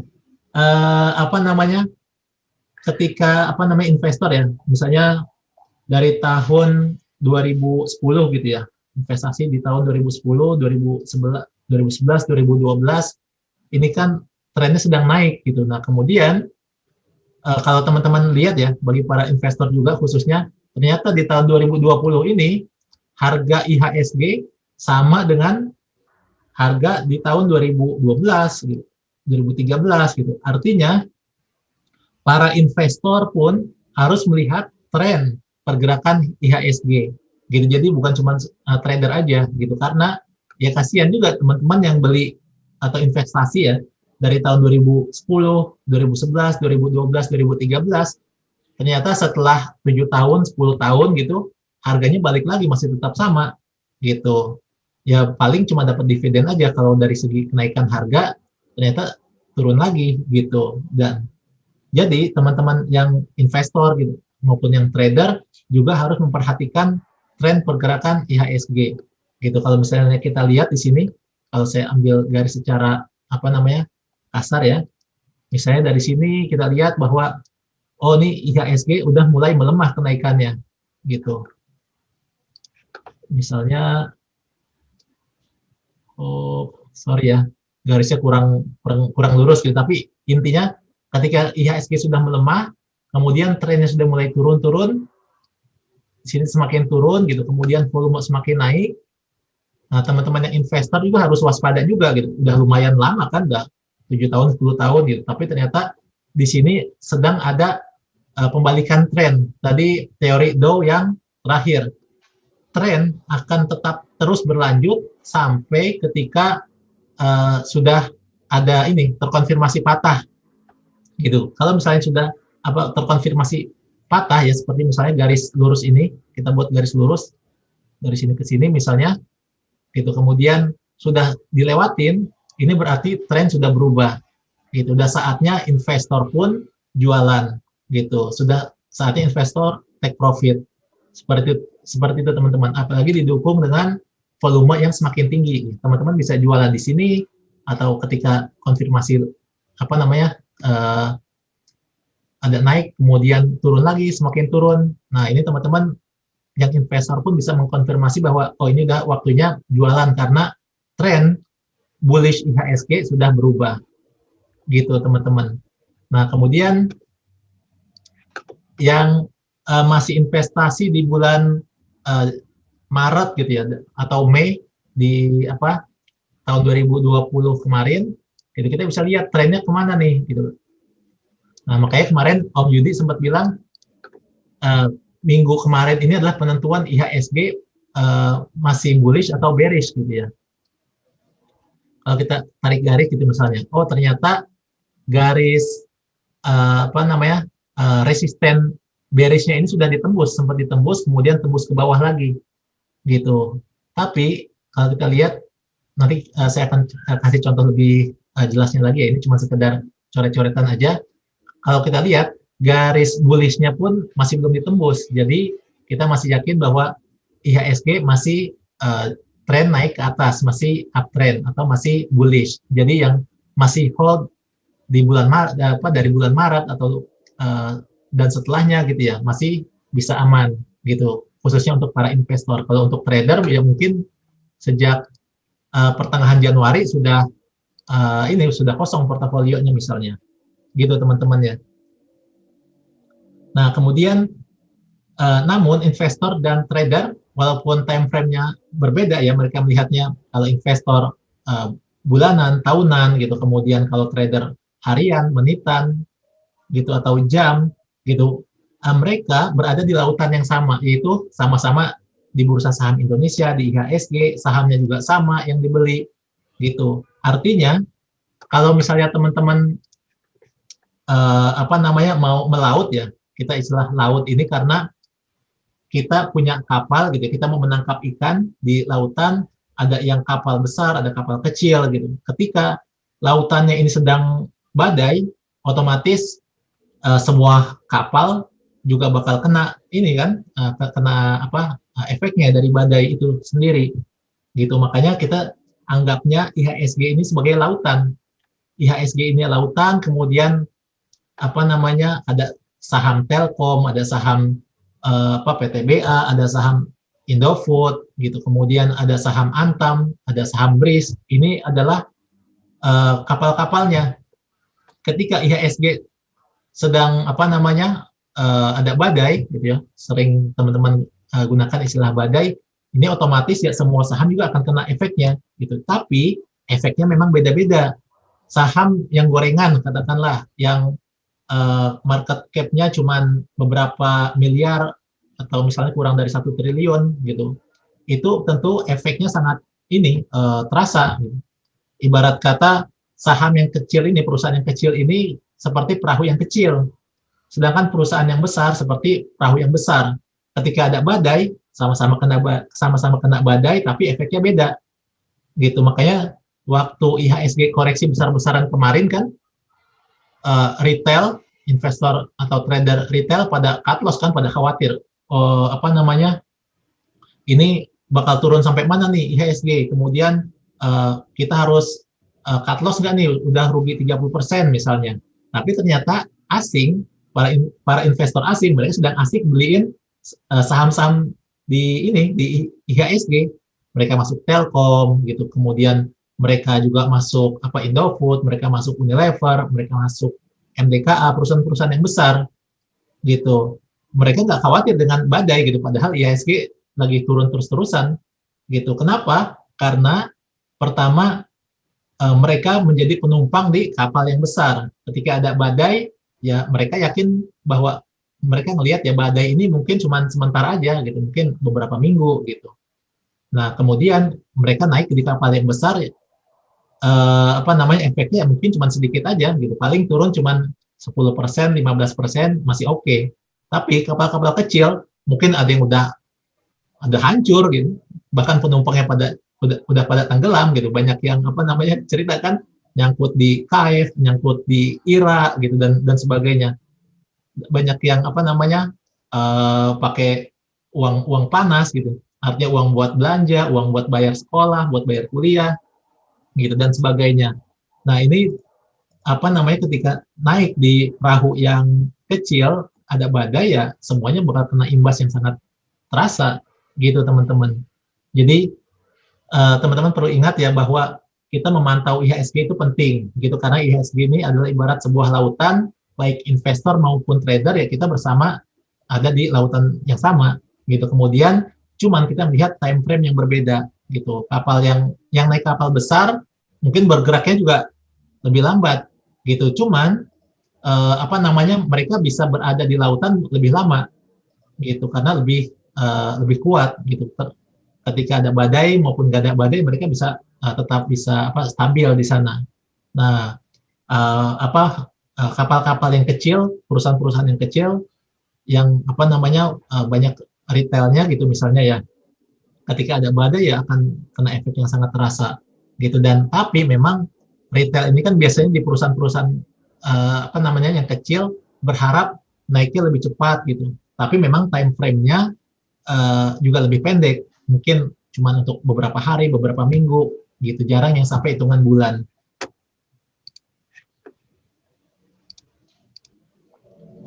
Nah, ini ada penting juga ya buat teman-teman.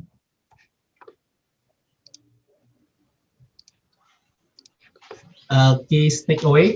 Jadi buat teman-teman yang sudah belajar analisa teknikal klasik ini sudah teruji ratusan tahun. Sampai hari ini masih menjadi rujukan utama di pasar saham. Jadi apapun yang teman-teman gunakan teknik analisisnya, semua akan merujuk ke analisa teknikal klasik. Gitu. Kemudian apakah ini sudah cukup? Gitu, kita mempelajari teknikal klasik ini sudah cukup?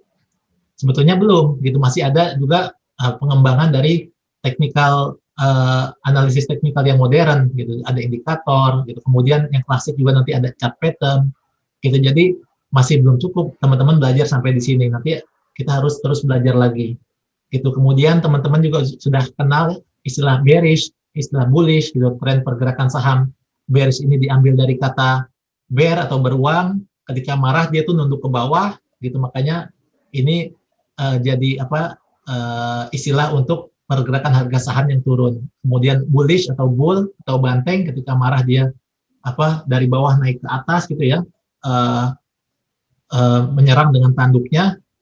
Ini untuk istilah harga saham yang bergerak naik gitu. Dan yang sangat penting adalah trend is your friend. Jangan pernah melawan arah tren pergerakan saham.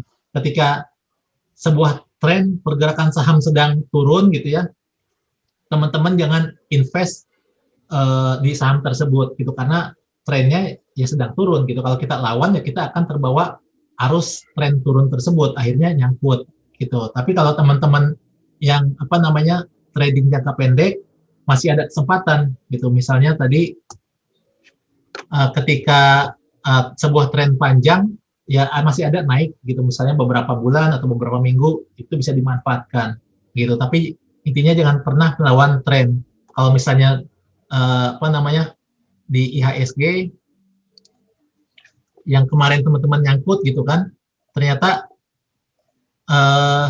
trennya masih naik, ya udah biarin aja gitu. Tapi ketika tren sudah berubah turun ya, kita mau nggak mau harus jual dulu sementara, nanti beli lagi ketika IHSG sudah bergerak naik lagi setelah kita konfirmasi.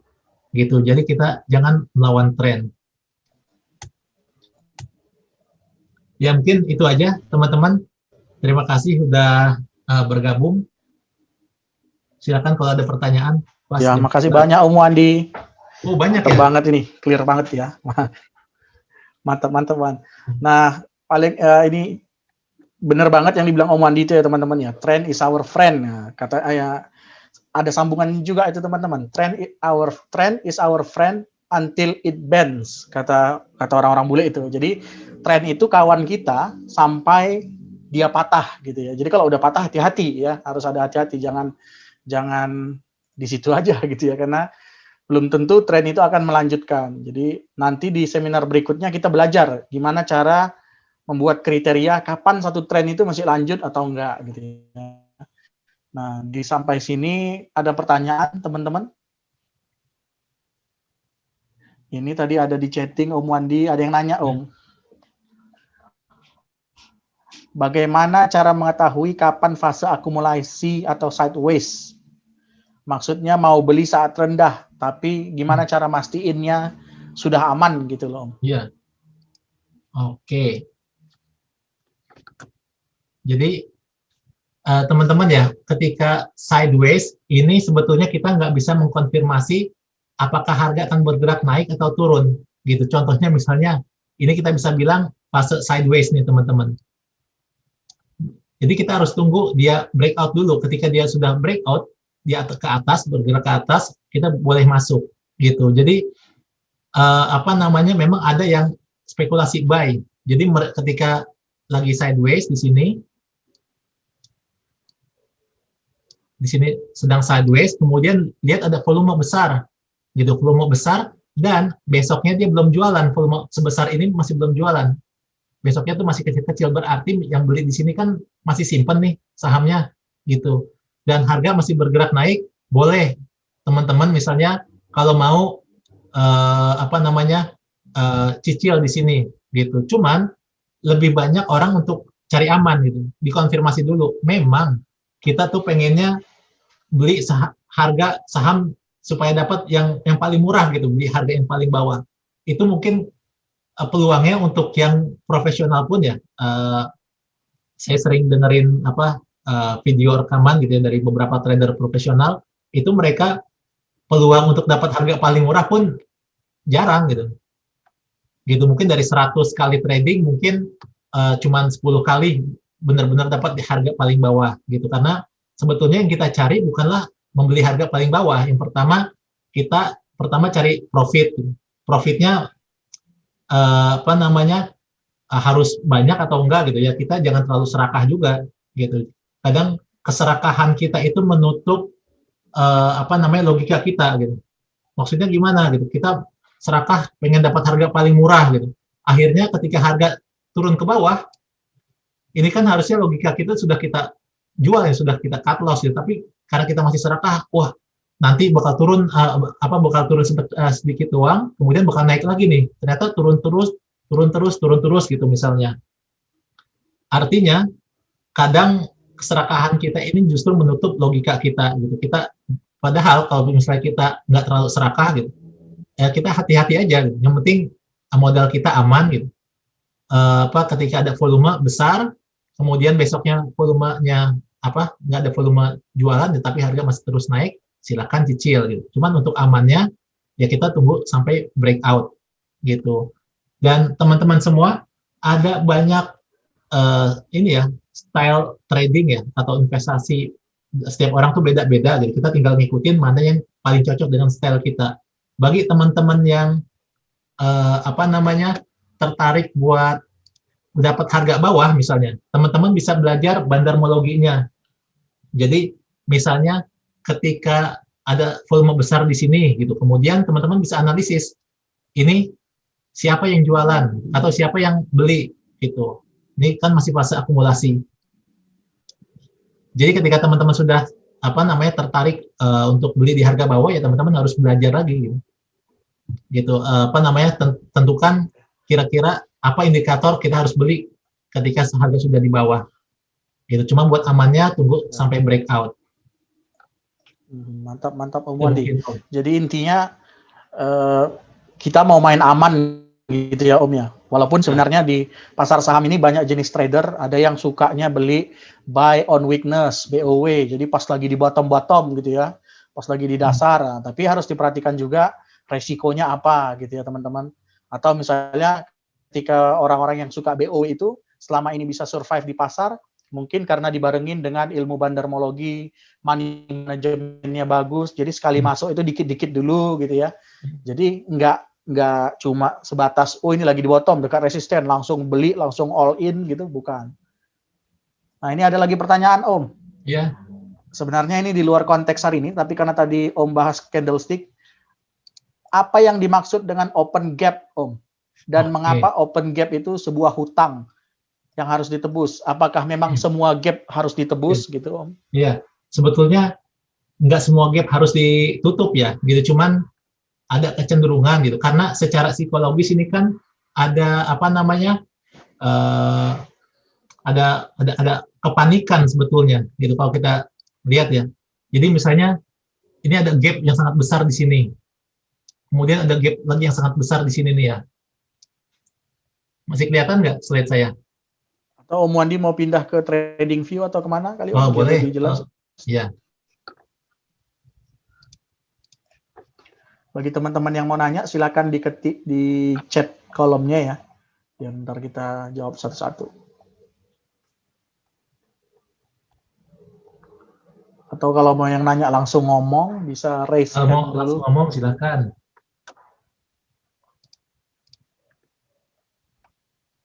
Nah, ini teman-teman ya, kita bisa lihat di sini nih. Ini kan ada open gap di sini. Kemudian ada gap lagi gitu, dan ini ada apa, secara logika ini adalah sebuah ada panic selling ya, ada orang-orang panik nih pada bulan Maret yang kita tahu sebetulnya dari chart candlestick ini juga sudah kelihatan gitu bahwa di sini ada panic selling gitu. Apa yang terjadi ya kita nggak perlu lihat berita misalnya kalau untuk orang yang memang pure technical analysis gitu. Tapi kan memang kita lihat di sini mulai ada kasus corona di Indonesia. Ada open gap down, ada gap lagi, dan apakah harus ditutup? Sebetulnya enggak gitu. Cuman kecenderungan karena di sini terjadi panic selling, terjadi panic selling dan volume juga sebetulnya cuma sedikit gitu. Artinya orang-orang yang beli di sini itu masih pegang gitu misalnya sahamnya. Kemudian gap lagi, berarti yang beli di sini kerugiannya mungkin berlipat-lipat. Seperti itu teman-teman. Dan apakah akan ditutup ya bisa jadi. Cuman kapan ya kita nggak tahu kapan gitu. Bisa 1 Contohnya tahun, misalnya ini baru ditutup di tahun 2021 ya, akhir 2020 di bulan Desember gitu misalnya. Seperti itu. Oke, mantap. Jadi nggak semua gap bisa ditutup ya Om ya? Dan nggak Ya, semua gap juga langsung ditutup. Bisa betul. butuh sebulan, bisa butuh setahun gitu ya. Iya. Jadi harus hati-hati juga teman-teman. Jangan karena mentang-mentang ada gap di atas 2 candle langsung pasang di bawah. Nah, kejadian tuh di candle yang ditunjukin Om Wandi ini, kalau mungkin saya bisa tambahin dikit. Ntar ya Om. Di sini ini ada gap ya. Nah, jadi orang-orang tuh langsung, ini kan ditutup langsung gapnya ya, dia naik ke atas. Betul. Nah, ternyata hari berikutnya ada gap. Nah, sekarang di sini ada candle hijau sama candle merah. Saya bisa jamin orang-orang itu pasti ngarepin akan ditutup lagi tuh candle yang di atas, gap yang di atas ini. Ternyata kan nggak dibanting lagi gap ke bawah. Jadi jangan sepolos itu juga ketika ngelihat gap langsung, beli, nanti ditutup cepat gitu. Padahal bisa 1 tahun. Nah, ini ada pertanyaan lagi Om Wandi. Kalau gambar garis-garis trend line itu Om, kan kadang ada 1 atau 2 ekor candle-nya itu jauh ke atas Om, gitu Om. Nah, itu valid nggak itu Om, kalau waktu narik garis trend line? Misalnya ada yang nyelonong ke atas 1 gitu. Oh, maksudnya gimana ya? Misalnya, kayak gini contohnya bukan? Ada 1 atau 2 ekor candle yang sangat tinggi dibanding candle yang gitu lain. Ya, kita patokannya memang nilai tertinggi ya teman-teman gitu. Kenapa? Karena sebetulnya ini kan cuma ekor sebetulnya, tapi sebetulnya ada transaksi di sini. Jadi kita nggak berpatokan sama body si candle-nya itu doang. Gitu. Kenapa? Karena body si candle ini cuma menunjukkan harga pada saat pembukaan dan penutupan, bukan menunjukkan transaksi yang paling besar yang ada di body candle. Gitu, misalnya ya. Misalnya ini kan candle-nya cuma dari sini ke sini nih, gitu ya.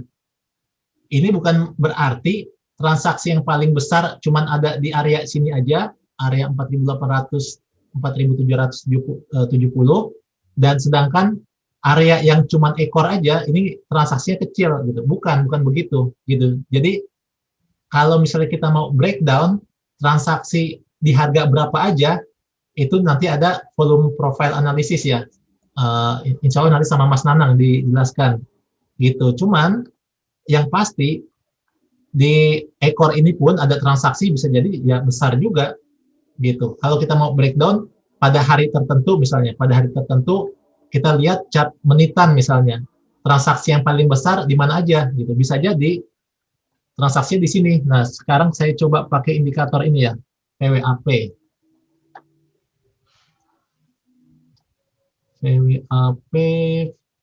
Nah ini dia, kita bisa lihat. Nah ini kebetulan PWAP ini volume average price ya, volume weighted average price. Kebetulan pada candle yang ini harga rata-rata transaksi pada hari itu terjadi di harga 4.800, sedikit di atas body candle-nya. Tapi kalau misalnya yang ini, misalnya ini harga rata-rata terjadi di harga 4.800, justru di bawah body candle-nya. Gitu teman-teman. Jadi bukan berarti di ekor ini transaksinya sedikit, justru kalau kita lihat transaksi pada 13 Maret ini banyak di ekornya gitu. Ini juga sama. Ini transaksi rata-rata yang banyak ya terjadi di sini. Gitu. Gitu teman-teman. Jadi kita tetap hubungkan antara harga tertinggi ke harga tertingginya. Mantap Om Wandi. Sip. Terus ini ada yang menarik ini Om, pertanyaan Om, tentang logika jual beli saham gitu ya. Kan kita tahu tadi misalnya ketika harga turun, konsolidasi, didukung volume, kita kan harusnya harus beli itu ya, akumulasi gitu ya. Apalagi kalau udah ada reversal. Nah, waktu kita beli kan berarti ada orang yang sedang menjual gitu ya. Nah, waktu harganya naik, kita kan jual tuh. Nah, pasti kan kalau kita jual ada orang yang beli gitu. Pertanyaannya ini, kok bisa ada orang yang mau beli saham ketika harganya udah tinggi Om gitu loh Om. Iya. Logikanya di mana gitu? Iya. Pertama banyak mungkin ya, yang pertama ada investor baru masuk, bisa jadi kan. Baru masuk hari itu, akunnya baru jadi, ya dia beli hari itu gitu. Yang kedua, banyak investor yang sistemnya nyicil gitu.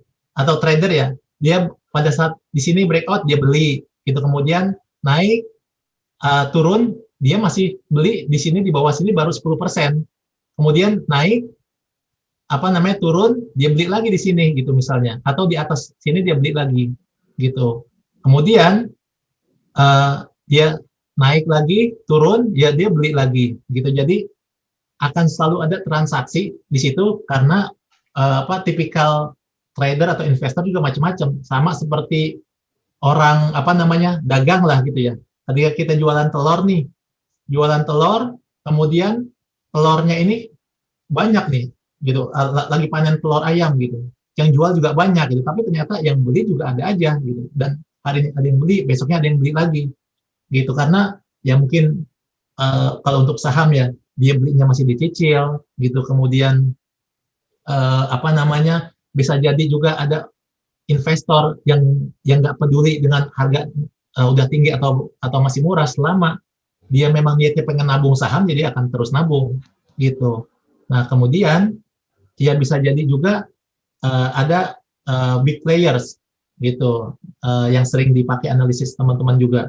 Jadi big players ini ya memang kerjaannya ya ketika ada yang jual ya kita tampung gitu. Jadi kayak big players ini bisa jadi institusi besar, reksadana, kemudian dana pengelola asuransi gitu, kemudian tabungan pensiun dan sebagainya gitu. Dan mereka nggak peduli dengan ini, kan misalnya naiknya cuman naik 12%, masih kecil lah gitu. Mereka punya duit puluhan triliun misalnya, atau ratusan miliar, naik 12%, mereka mungkin baru masuk kayak 1 triliun di sini, kemudian harga cuman baru naik 12%, ya biarin aja gitu, karena mereka mau jual nanti misalnya pas di atas ini, kayak gitu.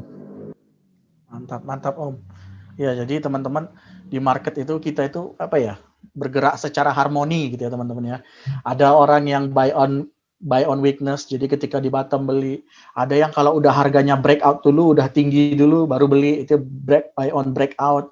Ada yang mainnya scalping ya, dia nggak lihat mau harga di atas, pokoknya hari itu ketika harga naik dia beli gitu ya. Jadi gabungan dari semua jenis manusia ini, scalper, swing trader, trend trader, investor yang bulanan, investor tahunan, atau bahkan kayak kata Om Wandi tadi bandar ya, atau kalau bahasa kerennya itu liquidity provider. Jadi ya memang mereka itu menjaga likuiditas dari saham itu gitu ya teman-teman. Nah, jadi nggak cuma satu pemahaman doang, ketika harganya naik itu harusnya beli, terus kenapa ada orang yang mau jual gitu ya. Nah, karena memang semua orang punya tujuannya beda-beda. Nah, kemudian ini terakhir Om, kira-kira berapa waktu yang diperlukan untuk menguasai semuanya Om? Analisa klasik, modern, bandarmologi, fundamental. kapan seorang trader atau investor bisa dikatakan mandiri untuk bisa nguasain semua konsep? Atau perlu nggak sih nguasain semua konsep, Om? Ya, ya sebetulnya yang pertama jenis tools ya untuk technical analysis itu ada banyak teman-teman. Teman-teman di sini dikasih opsi ada banyak tools, kemudian di sini juga ada banyak gitu. Saya juga nggak akan sanggup untuk mempelajari semuanya gitu, karena semuanya ada teori dan harus diperdalam gitu. Ini juga ada pattern segala macam, indikator juga ada banyak gitu, indikator teknikal, kemudian indikator fundamental, bandermologi dan sebagainya. Jadi kalau yang saya alami ya dalam perjalanan saya belajar saham ini, mulai dari belajar fundamental, kemudian teknikal, dan sampai sekarang akhirnya saya tertarik untuk mempelajari bandarmologi, dan semuanya masih dalam proses belajar gitu. Cuman makin kesini sebetulnya semakin seseorang itu mandiri, analisis tools yang dipakai itu semakin simple gitu, cuma sekedar garis-garis doang, kemudian cuma volume aja, semuanya akan balik ke sesuatu yang simple gitu teman-teman ya. Dan berapa lama gitu kira-kira waktu yang dibutuhkan untuk menjadi seorang trader yang mandiri?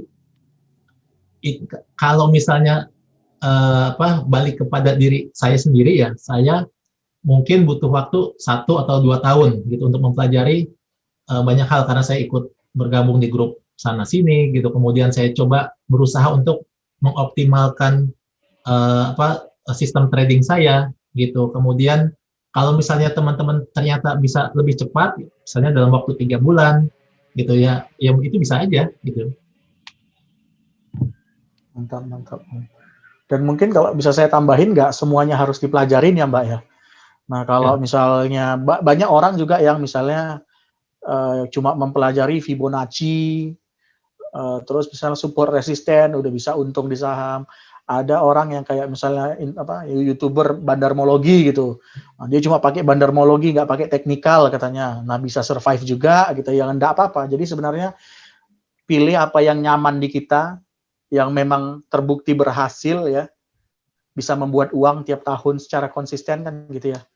Ya betul. Ada lagi intinya seperti orang mau dagang lah ya. Tiap pedagang itu kan punya cara marketing masing-masing gitu. Ada yang caranya dengan taruh iklan di online, ada yang cuma sekedar nyebarin pamflet, ada yang cuma sekedar pasang banner aja di depan tokonya gitu. Dan tujuan orang tersebut bukan berarti biar semua orang di kota ini gitu, misalnya semua orang di Jakarta beli telur cuma di toko saya, bukan begitu kan gitu. Kita cuma cukup ya rezeki kita semampu kita, semaksimal mungkin kita usahakan dengan kemampuan kita. Misalnya kita cuma bisa marketing ke lingkungan RT kita ya udah gitu, kita yang penting konsisten seperti itu. Tapi untuk perusahaan yang besar gitu misalnya, dan mereka sanggup untuk mendatangkan konsumen yang lebih banyak lagi, ya nggak apa-apa, itu rezeki mereka gitu. Yang penting kita terus belajar gitu, gimana biar bisa lebih berkembang, jadi lebih besar lagi. Ya mantap banget Om Wandi ya, terima kasih banyak untuk hari ini Om, udah nge-review gimana cara tahu support resisten ya, terus gimana cara menentukan tren ya. Saya rasa ini sebenarnya udah hal paling pokok ini sebenarnya Om ya. Saya malah jujur, saya pribadi hal pertama yang saya lakukan tuh kalau mau beli saham tuh selalu yang mendasar ini, tarik garis, support resisten, ngelihat tren lainnya gitu ya.